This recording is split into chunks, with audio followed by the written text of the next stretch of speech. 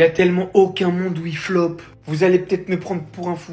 Et peut-être que l'histoire me donnera tort. Mais du fond de mon cœur, je sais qu'il n'y a pas un monde où Marcus Rashford va flopper au FC Barcelone. Il va tout casser en Liga. Et il est pas seul. Parce qu'on va parler de toutes les premières aujourd'hui. Ronny Bardghji. Le parfait remplaçant pour Lamine Yamal. Jeune, talentueux, gaucher, bonne finition.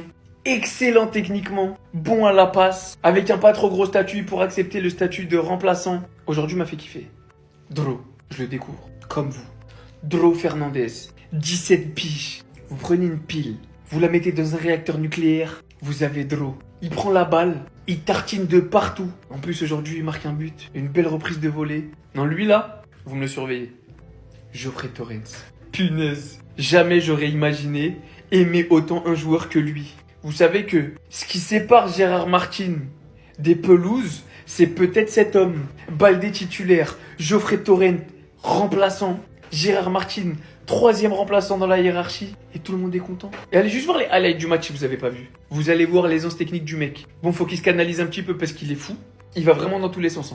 Il dribble, il ose, il a aucune gêne. Mais l'aisance qu'il a avec le ballon, waouh. Yohan Garcia, bien évidemment. Lui aussi, c'était son premier match. Arrêt décisif. Arrêt décisif. Je pense qu'on s'est pas trompé en allant le chercher.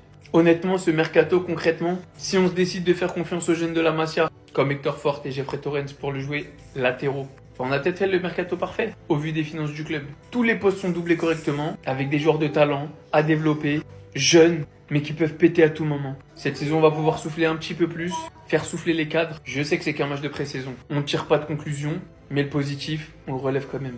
Élu juste un peu, les gars. Juste un peu. Donne-leur un petit peu. Hein. Juste un petit peu. Juste un peu. On manque un peu de temps, les gars. Donnez-lui un peu de temps.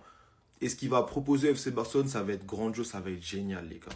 Avec les joueurs qui l'entourent, avec le groupe qu'il a, il peut que être fort.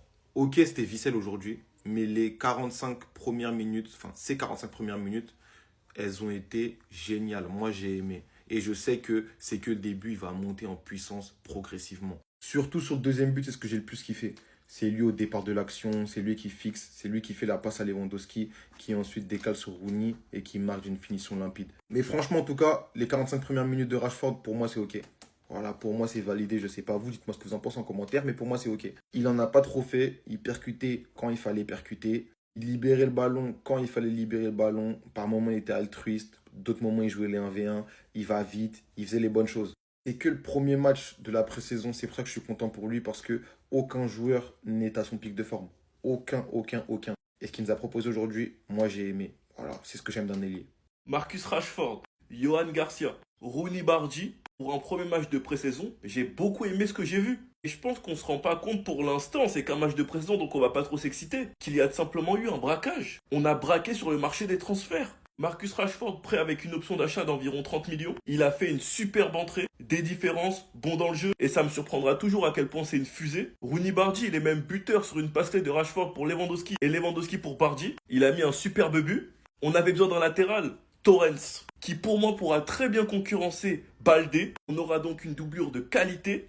Et une autre surprise, une petite pépite, Dro, qui est buteur. Sur le peu de temps de jeu qu'il a eu, il a réussi à être buteur. Sur une superbe reprise. En tout cas les gars, pour commencer, j'espère qu'il n'y aura pas de soucis d'inscription. Rashford, Garcia, Rooney. Si tous les joueurs sont inscrits, on va se régaler. Parce que peu importe qui sera remplacé, on aura quand même un effectif de qualité. Rien qu'à regarder les gars, les deux équipes que Flick a alignées. L'équipe 1 qui a commencé. En vrai, l'équipe 2 c'était à peu près ça à quelques détails près. En tout cas les gars, cette saison, on va se régaler. Enfin bref, sinon vous les gars, vous en pensez quoi? Ramenez sur Snap, on s'ennuie. Waouh, la première mi-temps du Barça, exécrable. Lamine Yamal, quand même, s'est fait cadenasser par Nagato.